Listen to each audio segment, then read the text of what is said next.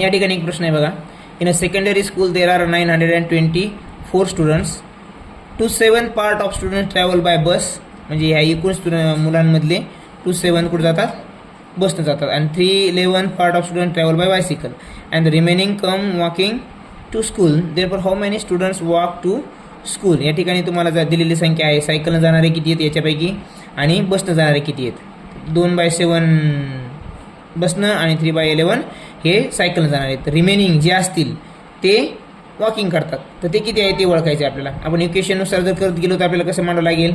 2/7 plus 3/11 plus x is equal to या सर्वांची बेरीज म्हणजे पायी जाणारे, बसनं जाणारे आणि सायकलनं जाणारे किती तर 924. तर आपल्याला कळालं 924 हे एकूण आहे. पण असं गणित सॉल्व्ह करण्यापेक्षा मित्रांनो हे जरा कॅल्क्युलेशनला अवघड जातं. अगोदर यांचा डिनोमिनेटर सेम करून घ्या. आपण काय करूया 77 या दोन्हीचा 11 7 77 दोन्ही विषम संख्या आहेत आणि दोन्ही प्राईम नंबर आहेत. प्राईम नंबरच्या लसावी काढत असताना किंवा छेद समान करत असताना डायरेक्ट गुणाकार करायचा. 77 केले आपण बरोबर. आज 7ला 77 करण्यासाठी आपण कितनं गुणले 11. मग इकडे पण 11 गुणायचं. 11 2 22 अधिक आता ह्या 11ला पण 77 केले 7 गुणले वर पण 7 गुणायचं मग 21.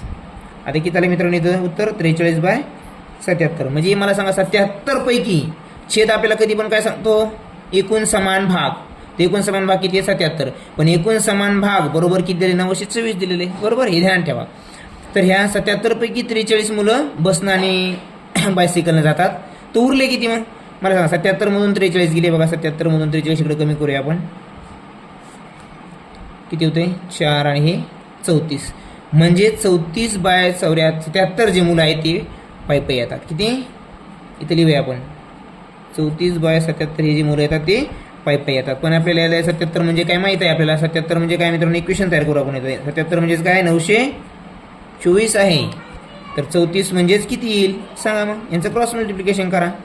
सोपं जाईल आपल्याला उत्तर काढायला लगेच. बघा 34 गुणिले 924 भागिले 77 बरोबर.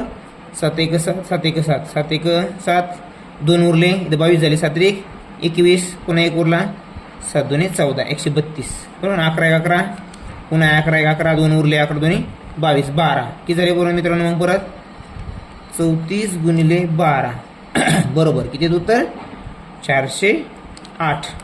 अशा सोप्या पद्धतीने आपल्याला उत्तर काढायचं आहे. आलं लक्षात मित्रांनो. एक्स वगैरेच्या भानगडीत पडत नाही. इकडं मायनस गेलं हे गेलं याच्यामध्ये आपली साईनमध्ये चुका होऊ शकतात. हे सोप्या पद्धतीनं उत्तर आपण काढू शकतो.